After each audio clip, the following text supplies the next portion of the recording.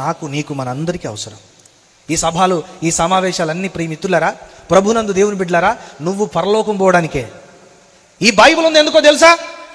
ఈ బైబిల్లో ఉన్న కొన్ని వేల మంది భక్తులు ఈ బైబిల్ని నీ చేతికి ఇవ్వడానికి వాళ్ళ జీవితంలో అత్యంత ప్రముఖమైన డబ్బుని, కుటుంబాన్ని, జీవితాన్ని, సంతోషాన్ని, శరీరాన్ని, సంతోషాన్ని, సుఖాన్ని తృణప్రాయంగా ఎంచి దీన్ని నిలబెట్టడానికి వాళ్ళ రక్త తర్పణ చేశారు.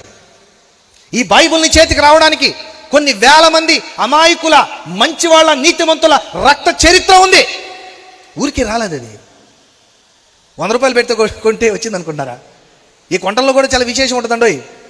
ఎక్కడైనా బుక్ స్టాల్కి వెళ్ళిపోయాం అనుకోండి, మనకు బాగా నచ్చాలి బైబిల్.